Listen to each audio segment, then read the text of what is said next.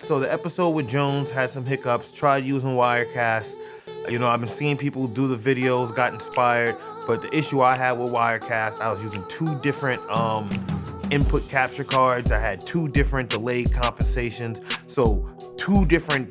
The audio was going off with the cameras at two different. Oh my! It was just a bad experience, man.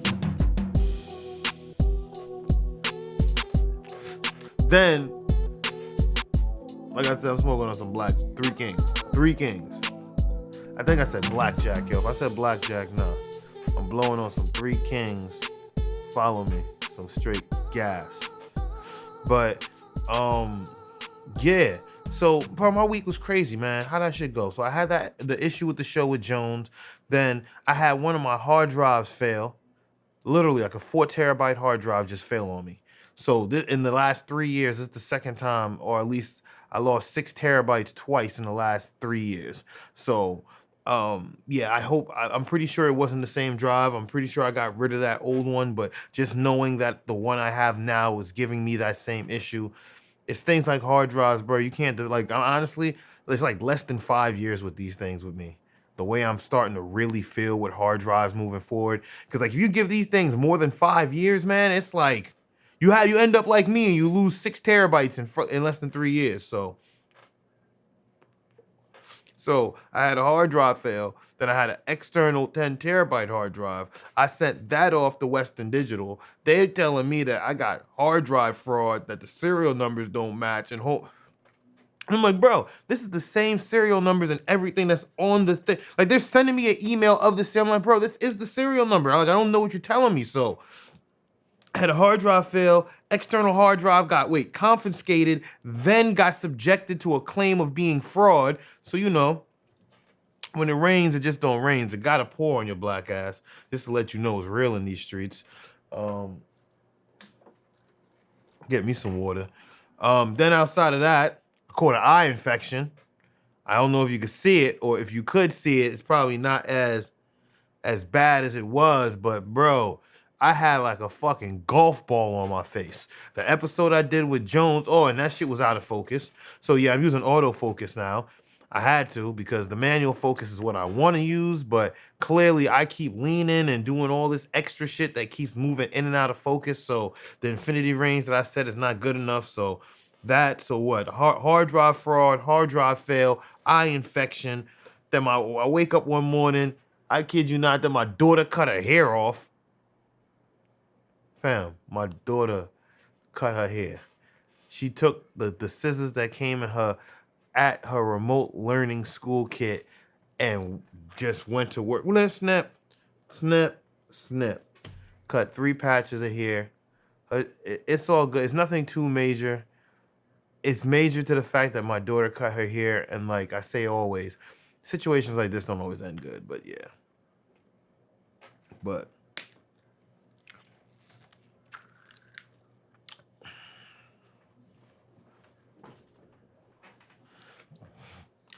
all right, so let's get this joint started.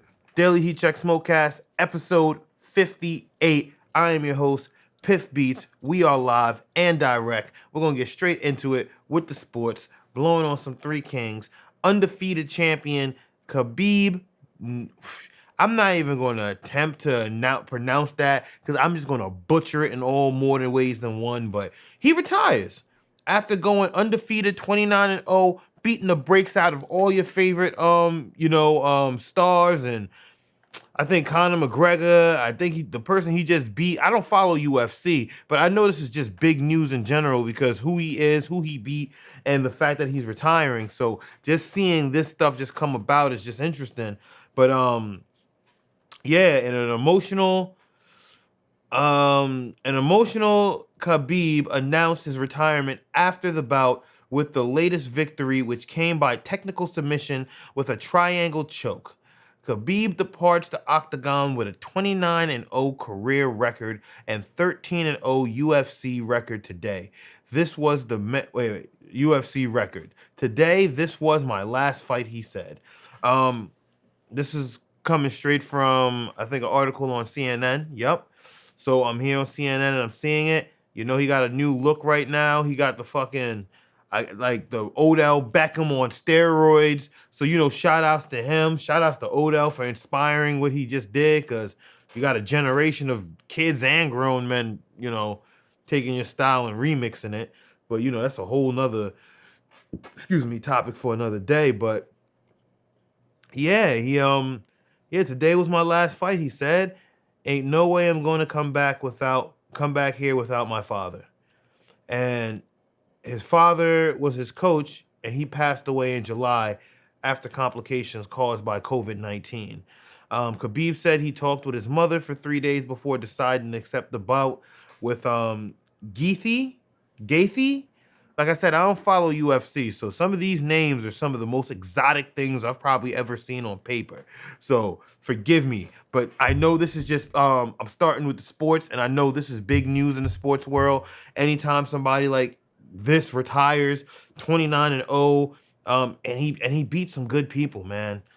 That's the one thing, like, I gotta pull this up, but if I get a chance, I'm gonna put it on the screen. But yeah, it wasn't like he was going around beating scrubs. He actually beat some good people. So when you beat good people, that tends to go on your career and make you look even more of a legend than what you are. Because it's like, yo, I beat him. It's like, yeah, knock him loose, man. Knock him fucking loose. But that's the only thing really on the sports today. Let's move on and see what else we got going. We could go straight into the news. I have a bunch of new. Hold on. I want to go straight into the Kanye West on Joe Rogan. Bro. Was it less than a week ago I just covered Kanye West's presidential election ad campaign? And Kanye West on Joe Rogan, brother. I gotta be honest. I had to light the blunt for this, but I got to be honest. I enjoyed it. I found it highly entertaining, but then at the same time, I found it very confusing.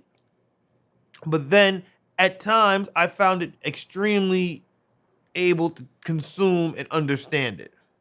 I know that just went all over the place, but it's like Joe would ask him a question, and then the question Joe would ask him, he'll answer like 8 other questions. It's the weirdest thing. And we're like, so Kanye, tell me about your political run. Then he'll start talking about the music business, why contracts for slaves and all this stuff, and then incorporate that into leadership. Then take the leadership and then be like, hey, this is the reason why I need to become, and I had a spiritual revelation by God, and like I said, none of it sounds crazy when he puts it all together at the end, I feel, in certain aspects, but then there's a lot of parts of it where it's just like Kanye gives you that blank Kanye stare, like it's so creepy and eerie. Honestly, that's probably the worst thing he got going against him for his presidential campaign. That the Kanye stare, oh my gosh, like it's the ill mean mug. And it's like when you see it, and it's like, and Joe was trying to like really compartmentalize with him and get a full understanding of how he works, and why is he doing what he does, and why he thinks the way he thinks, and and then he just starts going, then he starts talking about other stuff, and then he's just like, he'll ask him one question about the medication and why is he on the medication, then he'll just start answering one question, then maybe touch on that a little bit, then he's ending up into shoes. Like, granted, I know it's an open conversation platform, but I've seen a lot of Joe Rogan episodes. This one just felt like it was really off the rails. It felt like if anyone who watches Joe Rogan really could, you got to drop it in the comments. Let me know if I'm going crazy. It felt like this was like 90% Kanye talking, 10% Joe talking. And I understand this was more of a listening thing, and I think Joe had him there to play that position, to do more of a listening thing, not to make it be more of a back and forth open conversation, but more of a platform for you to just air out your grievances. And I think that's what Kanye came and did, and he did it well. But when you really, you see it, it's like, It's not a regular Joe Rogan interview. You get what I'm saying? If you've seen Joe Rogan, I've been watching Joe Rogan for over the course of the past few years. You know, I'm not one of the full long-time elite fans. I've got on him late. But at the same time, from the interviews I've seen, or even the interviews that I went back to see in the back catalog, it's not even more so a format, but it's like an energy he has where it's like I talk, you talk, I question what you just said, then you build on that, you expand on it, then he goes into more. It wasn't really like that with Kanye. It wasn't at all. And then not saying it was a bad thing, but it was an interesting thing. Yeah. Overall, a good interview. A good watch. I can't lie, it is a lengthy watch. And when I say lengthy, it gets to points where Kanye himself is just going so... It's like, all right, yeah, you know, you're losing me. Like, say, like a person like me, like I smoke a blunt, and it's just like you just go and you consume the theory of it, and you just, it's like entertainment for what you got going at the moment. It left me, bro. Like, after like 30, 40 minutes, my brain was wandering. And I'm only saying that is because there was times where Kanye he's just going all over the place. It wasn't, and then Joe Rogan wasn't really pulling him back. He was just letting him go. So, you know, give or take, you got to check it out. Interesting takeaway. But yeah, Kanye West, Joe Rogan. I'm not going to give it too much time, but it was a very interesting interview. You definitely got to check that out. Next up, yeah, let's keep it on the music. This was interesting. This broke a few minutes before I was doing the notes. Rapper Hurricane Chris has been indicted on murder charges by grand jury session in Shreveport, Louisiana. Hurricane Chris, real name Christopher Jerron Dooley, was indicted on second-degree murder charges in connection with the June 19th death of Danzeria Ferris Jr., at the age of 32. According to the Shreveport Times, Ferris was shot at a Texaco station at Hearn and Hollywood Avenues several times. He later died in the hospital. The rapper was also charged with illegal possession of a stolen 2016 Mercedes sedan, which was allegedly used during the incident. At first, cops thought Hurricane Chris shot Ferris, thinking he was attempting to steal his vehicle, which the alleged vehicle was already stolen. So someone was trying to, he shot, let's not make fun of it, but imagine that. I'm shooting you for trying to steal the car that I already stole. Just sit on that. But the police said in a news that they released that the investigators were about to secure video footage of the incident that detectives believe showed that Dooley did not act in self-defense, authorities said in the news released. So from that, I'm instantly taking away he was trying to plead self-defense. Because I remember when the article broke earlier in the year during the COVID outbreak that he was like, "Why? Wait till you see. It's not as you think." Da da da da. And you know, in the heat of the moment, in his head, he's probably thinking it was self-defense, and he's probably justifying it, coming up with his excuses, painting the picture. You gotta understand, like I've seen enough shows of how these criminals think in that moment, and then like some of these dudes, when you're in there, you're there so long, you lie to yourself for so long, you start believing your own truths. And remember, if you got 30, 10, 15, I don't know, any amount of years to sit and think on it, you have enough time to build a full story around it that anybody could believe if they're willing to be that gullible. But yeah, but self-defense is not what they're giving out for this young man. Hurricane Chris, you know, I got this from Media Takeout. The actual news that I'm reading, but it says from Media Takeout, and I'm making sure I say that, is because they say that he's possibly facing the death penalty. So I'm believing Louisiana is one of those states that have capital murder. I was talking about this in the last episode with New Jersey. Understand the laws where you are and when you're doing your shit. It's nothing wrong with being a street nigga, but being a street nigga that knows the laws, you know, sometimes you might have to hit a nigga with the gun butt, shoot him in the foot. busting the air, you know what I mean? Or not busting the air, you feel me? That's no point. But you might have to find other ways of violence to get around to solving your problem without, you know, murdering people. Because in some of these places, yeah, like the death penalty and someone like Hurricane Chris, and I've heard this before in many big profile cases, they will tend to try to make a what's the word? What's the word? Make a spectacle of you, or make a scene out of you, or make an example out of you. That's the better word that I'm looking for. They would try to make an example out of you to show to other superstars or potential prominent people in the community, or just criminals with thoughts of doing this type of activity, that you should stay away and be very deterred, because we don't care who you are and how much money you have. We're gonna smoke your boots. So please believe that that is definitely the way they look at it, especially depending on the judge he gets. He probably might get a judge that hates rappers. Oh my God. One of them judges that, oh my God, I just hate everything you stand for, their lyrics, what they done. He might have had a daughter that might have got twisted out by one, or that's hooked on rap music. You don't know what's going on inside them households, man. You don't know. But you do know that if you get the right judge or the wrong judge, depending on the situation, they will smoke your boots. So take heed to that. Let's see what else we got here.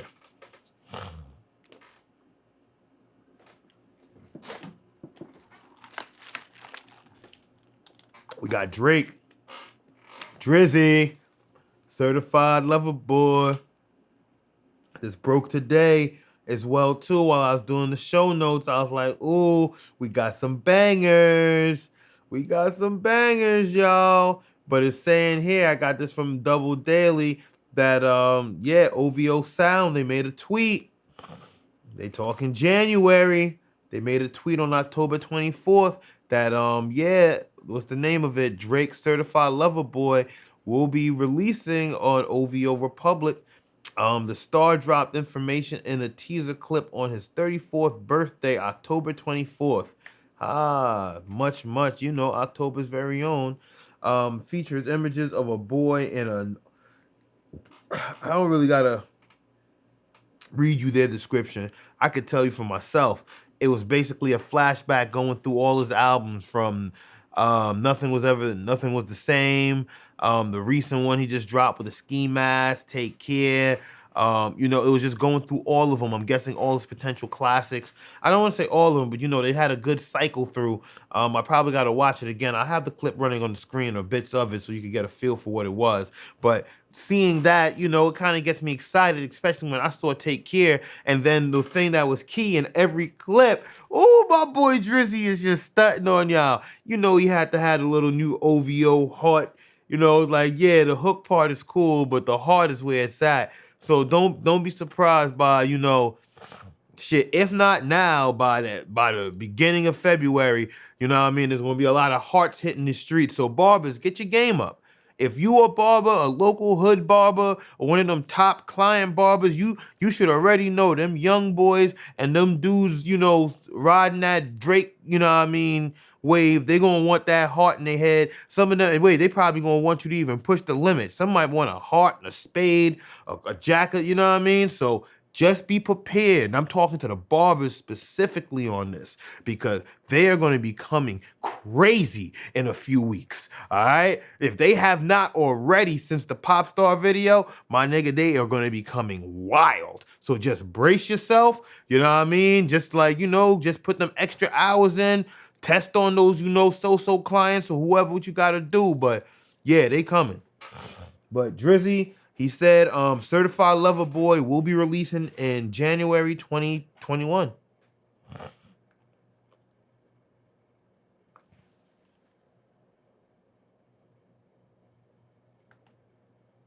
What's next on the slate? We got some more stuff. We got some stuff here for music news, man. I didn't know if I wanted to cover it, but this just felt so weird. It just was like, I don't know. It just felt too weird for me. Something about these weird things that just has me. Hold up. Before I even start running off the facts.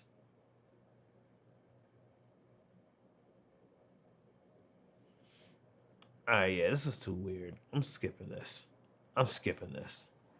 I might have been on some other shit that night that I was like, I found that to be interesting news, but yeah, it is what it is. Let's see. Oh, what else they got here? Oh, this is interesting. I saw this on World Star, and I thought this was very interesting because this was interesting in this is interesting in several ways actually. Because for one, basically they're coming out with this. I don't know what it is. Some type of bubble vest, like a personal bubble, and you just basically wear it outside, and it's gonna protect you from the coronas. VYZR. Of course, they got to spell it, hip and new and innovative. VYZR. So VYZR is coming out with your own personal bubble that you could go out, use. Honestly, like two things come to my mind when I see this. Hold on, two things come to my mind when I see this. One is it that serious out there with this coronavirus? Granted, I'm not taking it for a joke. I know it's serious. People are dying. But when I say, is it that serious, like a mask is not enough? Like, that's what I mean when I say it's not. Is it not that serious? Because me thinking a mask is perfectly fine, I've always felt seeing this is like a personal hazmat suit. This is crazy. This is crazy because one, seeing this is like I said, it makes me think, is it really that serious out there? And two, what is the future of coronavirus? Because seeing this is something tells me that there is no hope for a possible cure or vaccine. Or if it gets to the point that niggas is doing this, it's like I feel like we're in World War Z. If niggas starts pulling up, I'm gonna have this on the screen, because if niggas start pulling up with this freaking VYZR shit, it's game over, bro. I'm sorry. Shout out to the models, all the product models that got paid to do this for the placement, whatever. You probably got your free VYZR. I don't know. Probably not, because this thing looks expensive. These prototypes do not look, yeah, no, I do not wait. And they got the website that has the thing that pop up at the bottom, like, so-and-so just bought a VYZR in Hackensack. No, he didn't. No, he didn't. No, he didn't. Yeah, Sylvine in Poughkeepsie in the United States purchased a box of filters. No, she didn't. No, she didn't. No, she didn't. I'm smarter than this. And the fact that I see this, oh wait, and there's another one. Yeah, Sylvia in Poughkeepsie, United States purchased a BioVyzr 1.0. No, she didn't. These are popping up like every 10, 20 seconds. Your site is not booming like this. No. Leave a comment, something. Let me know. I do not feel that people are going to be out copping these. A personal bubble. Like, I'm not, like I said, I believe the coronavirus is serious because people are out here dying. Things are still shut down. I'm on the East Coast, so I know better than most people. But at the same time, I don't think it's this serious that you need a personal bubble. No. Get an N95. Bro, this looks crazy to me. This is beyond crazy to me. I'm sorry. Shout outs to VYZR, though. Get your bag. There's a few more here on the slate. Yeah, this was a slow roundup for me, man. But hold up, wait, I missed one in the music. Gotta go back. I missed one. This is a nice one too. Jeezy and T.I. will be facing off on season 2 of Versuz. Basically, this is the one that everyone pretty much, summed up, assumed, speculated that, well, not only because it was going to be a good matchup, but this was more of T.I.'s lane, because basically he was trying to call out, how could I put it? He was trying to call out 50. 50 would have, I don't want to say would have smoked his boots. That's my East Coast New York bias. But at the same time, it's like calling out 50, 50 sunned you. 50 did what 50 does, and shout outs to you, Fifth. We expect nothing less than that from you. But then at the same time, I look at this and I see that Busta called him out. That was just recent. He didn't really respond to Busta in the way that I thought he should have. He played the humble OG veteran, big shouts to you. I can't battle you, OG card. And granted, that's cool and all, but at the same time, man, how you call out 50 and you run from Bus. And I don't say this with no, like you just wanted to get at 50 because it was an ego pride thing. You wanted to get at the biggest lion in the jungle. Granted, Busta's a big lion himself, but at the same time, you don't look at him the same way you look at 50. So this as a challenge was not on the same plateau for you. Because if you would have smoked Busta, let's really be honest, smoking Busta in a battle, whether it be for fun or for views, does nothing for his career in the long term compared to if he was to get on that stage and smoke 50, regardless of how relevant or irrelevant 50 may be in music right now. 50 is still 50, and he's still a name that holds weight and a name that still did things, ended careers. We know what 50 does. He's one of the original trolls in this. So for you to go up there and smoke 50's boots, that would have did a lot more for you than, say, smoking Busta Rhymes. And regardless of the fact who had a bigger and better catalog, because Busta, he had enough to go toe-to-toe with you. That's not even up for debate. Busta Rhymes is Busta Rhymes, Like I say, he's not a slouch. But you wanted 50 because it was going to do something for your ego and something for the Twitter, the hip-hop, the black Twitterverse. He knows what he was doing. But, yeah. But to get back to it, T.I. and Jeezy will be going off on November 19th at 5 p.m. on Versuz. You can check it out on IGTV or on HD on Apple Music. Drinks presented by Ciroc as usual. Shout outs to Diddy Revolt, black owned. Let's get that shit going. But they did two versions of the flyer. I like that. One is T.I. versus Jeezy and one is Jeezy versus T.I. I'm going to have that up on the screen so y'all can see. But I think it's dope. I honestly think it's dope. It's really not much for me to really go into outside of it's the right matchup. It's the matchup that fits T.I. Jeezy is definitely one of the OGs in it. I grew up listening to a lot of Jeezy. I'm going to be straightforward with you. I didn't grow up listening to that much T.I. And when I say listening, like I heard all the hits, the singles, that was like, unavoidable at that time coming up. But to say I really went home and sank my teeth into a T.I. album, I can't really promise you that. To TM 102, TM1, TM101, TM102, and I think I even dabbled a little bit with TM 103 just to see how he closed out the trilogy. So I messed with Jeezy a lot more, me personally. And this is coming from an East Coast guy. So to see T.I. and Jeezy going head to head, if I was to pick it and to give you like a winner, I'm gonna throw it out there, man. I'm going Jeezy.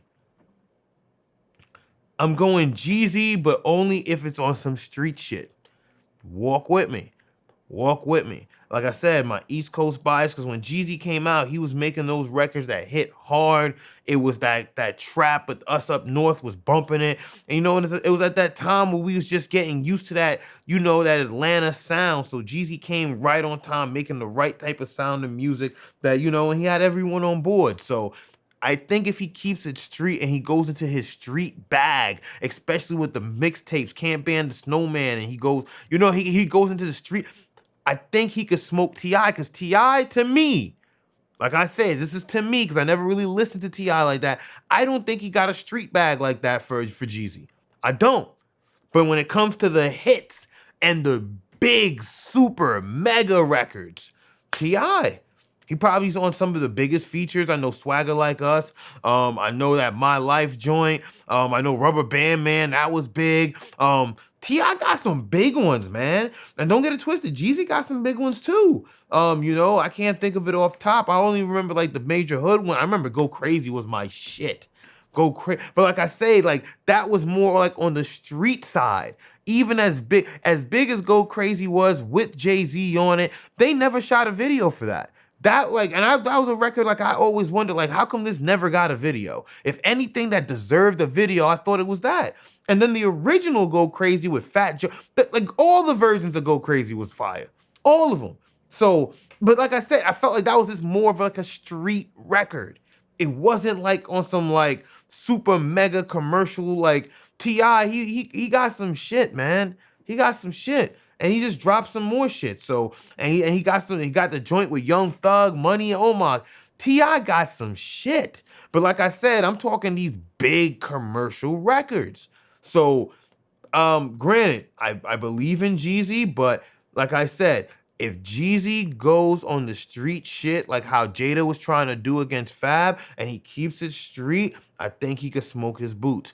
But some of these T.I. records, some of these big T.I. records, man, some of them are just too big to ignore. I don't care how street you get. So I think overall, because he has more fan-friendly records, I think T.I. is going to win this one, but I think it's going to be a close one. So if they do 20, I'm going to look at this, man. I'm going to go 12-8 T.I. 12-8 T.I. We'll see November 19th. We'll check in and see how my prediction turns out. But remember, I called it here first on the Smokecast. Let's see.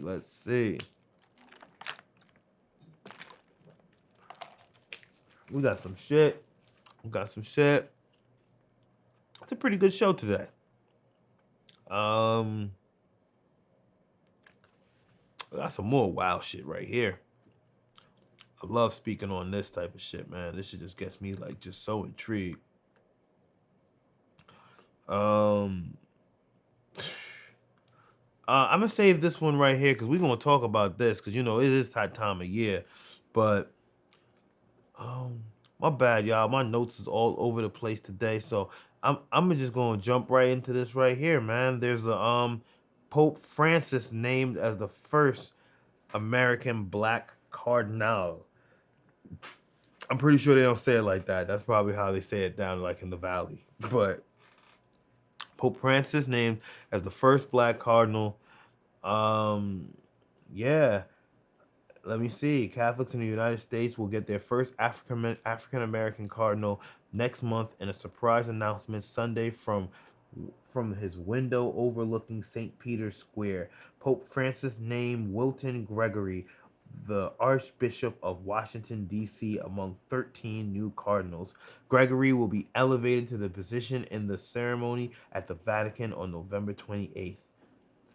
Hey, man. I don't want to go too deep into it. Only the thing that caught my eye about it is that, you know, this is not more so of a religious cast. It's not more so. I like to cover some of the news and the interesting topics, but I don't really talk on, like, say, that systemic racism and things like that because I try not to get too political. I have my political cast already, but I do want to say this because I think Charlemagne said this in one of his podcasts, and it's so crazy that it's still true that in 2020 that we're still having black first. They're still having, this was the first time a black man did this. The first time a black man was anointed to this. And we're now getting the first African-American black cardinal in 2020. And I find that to be interesting just in a year of, you know, a system of, you know, the protests and everything that took place this year. Not to rehash on everything, but it's like to see like where we are in 2020 and say like our grandparents or your grandparents, if they're old enough to remember the 60s and the riots, to tell you those stories and to say like, yo, it's the same thing all over again. And then to see that we're still having the first black, and how many years this Catholic thing has been going on with the church and the foundation. You're telling me they have never allowed a black man to elevate to that high of a status? That is crazy. That's crazy. Crazy. Crazy. But it is what it is. I don't want to spend too much time on it, but I do want to say that I find that just to be very crazy. It's that we're still having first for black men in this country.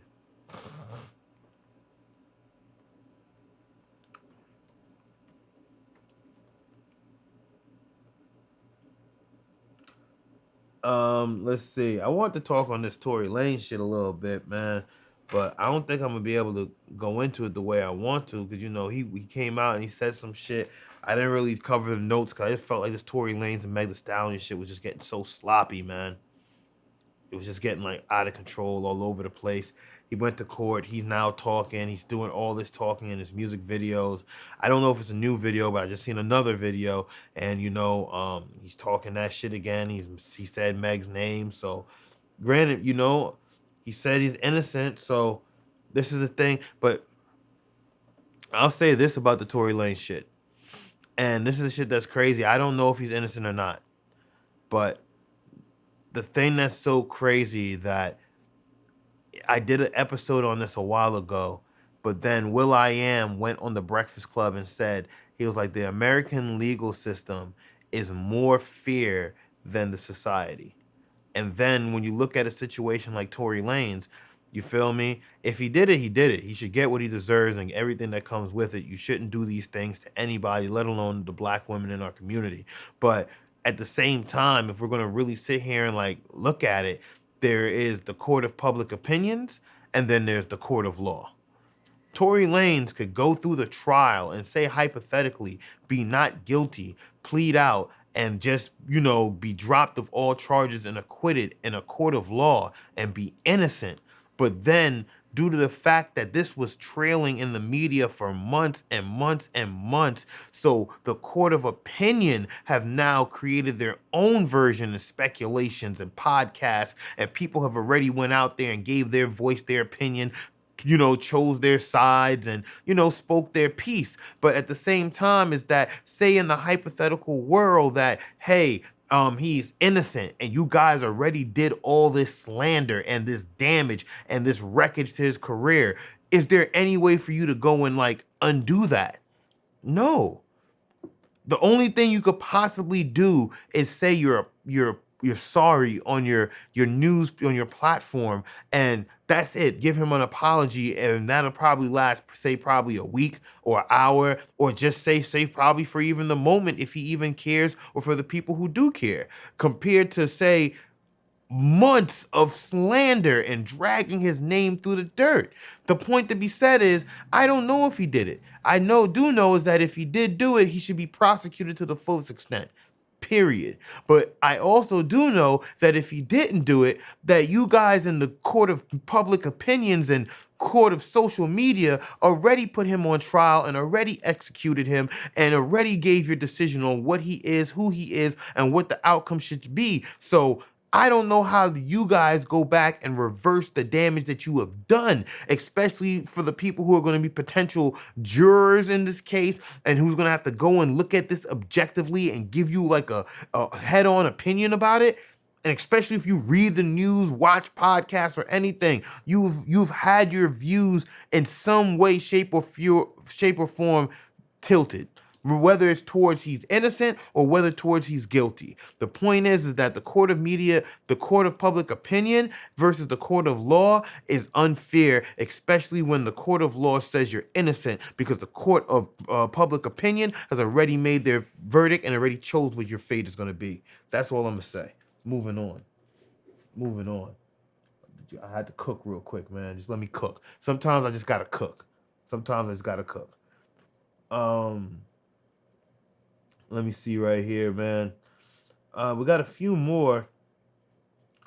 I want to touch on this one right here, man. This coronavirus vaccine. I find this to be interesting stuff.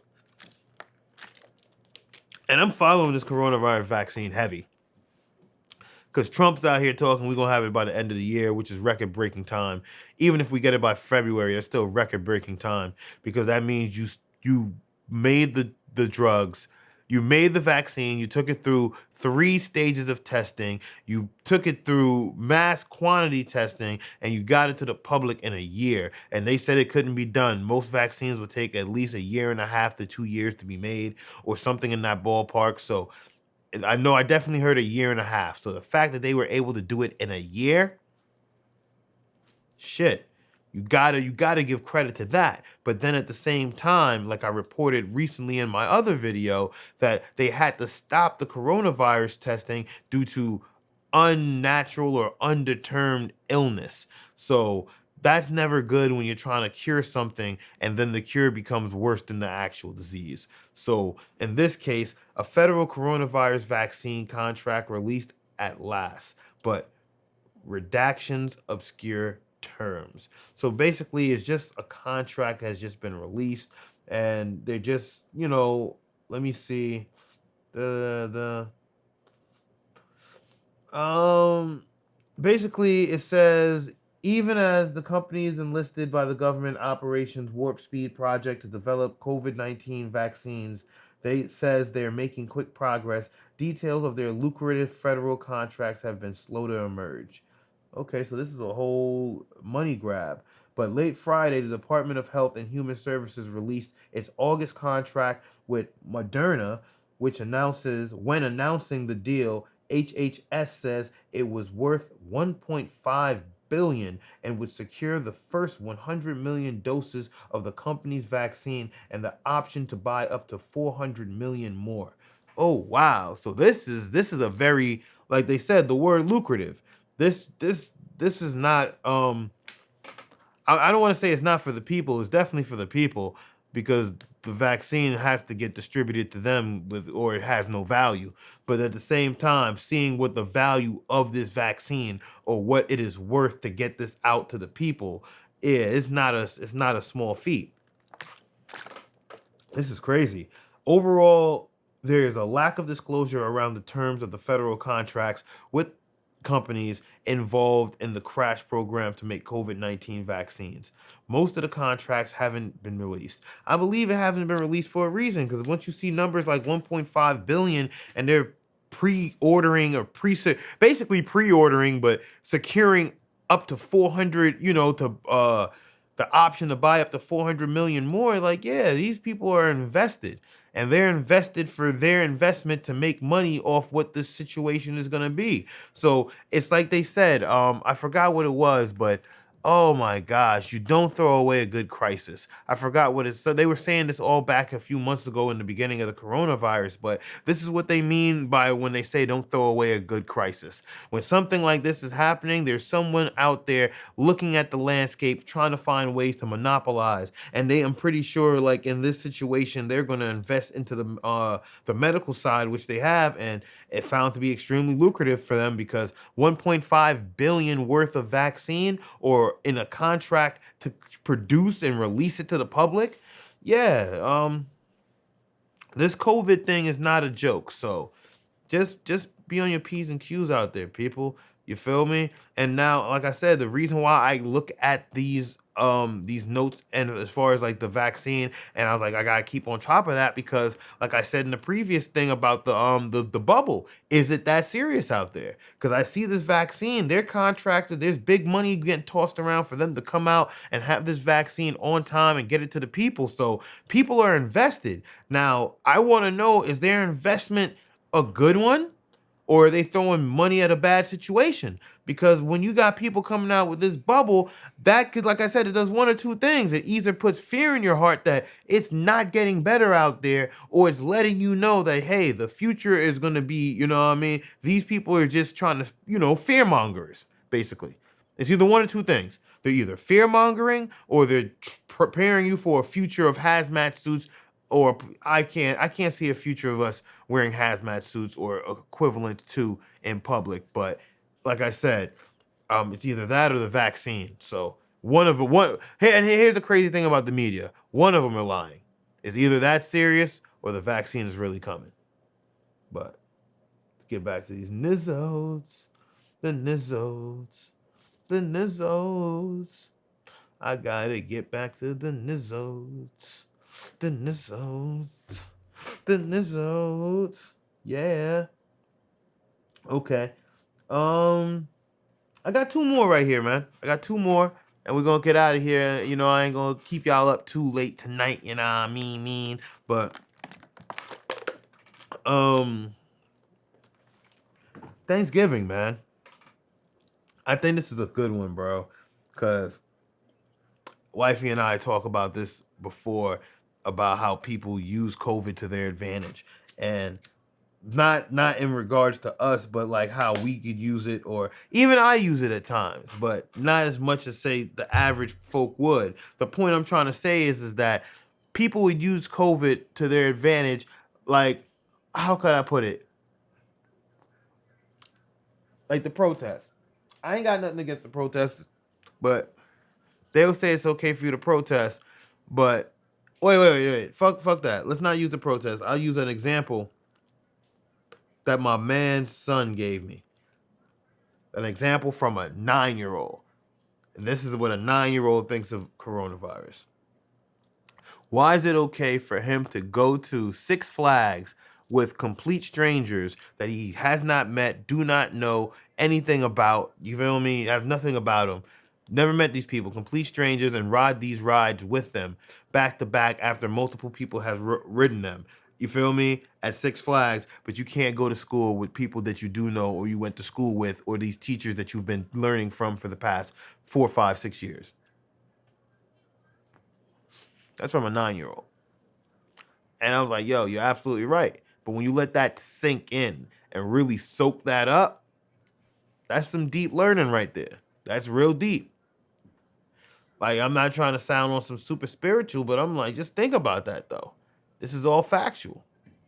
Like, why could you go to Six Flags and ride rides and do all this social intermixing, riding, you know what I mean? And all this other stuff with strangers, but going to the school you cannot with teachers and the people you've known for years. Look, like I said, I'm not trying to make this a political cast, but this ties into the coronavirus and Thanksgiving.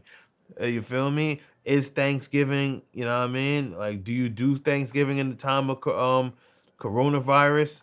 Like, are you gonna go? Who's not? Like, say even better, are you doing trick-or-treating? There's so many things. Like, what are you? And this is so crazy, but such a I was talking about this months ago when coronavirus first happened, because I'm like, all right, what are we going to do for Halloween? What are we going to do for Thanksgiving? Because these are some social holidays, whether you know the gathering and everything that's involved. So I'm just like, you know, like what's happening for trick or treats or what, you know, for the kids and stuff like this. So, like I said, they turn it on and off when it's available, but right now they're talking Thanksgiving in the time of coronavirus, whether to go house hopping or to not. And if you from the hood, you know house hopping is like a tradition. Go, you try a couple plates, see some family you ain't see, meet a cousin or two, you know what I mean, meet some new friends, you know what I mean, and you know it's all good. Get some good food, good friends, good drink, good, you know what I mean. But is it safe, or is this like coronavirus is gonna ruin that whole vibe? And this is just something I'm asking on like an open platform. Like, me personally, I kind of stopped house hopping for many years, but I'm all about the big fat family gathering. So in a way, I'm not against the big social atmosphere, but at the same time, I don't know, is house hopping, having multiple strangers coming in and out, something we're going to do or continue to do or look forward to happen for Thanksgiving? I don't know. I do know the social atmosphere of living and being a person in this country is never going to go away, because even during Corona, you saw people still engaging. Not saying that it is right, but it's just saying that it's kind of like with kids in school. My daughter, she wants to go back to school, not because the learning is so much fun, it's for the social environment. She's 4. She doesn't really understand so much of just like the concept of school, but she understands she's there with her friends and her teachers, these people I know, familiar faces, and I want to be there. So, but it's neither here or there. Last on the slate though, the wild out topic of the VYZR. I found this to be interesting.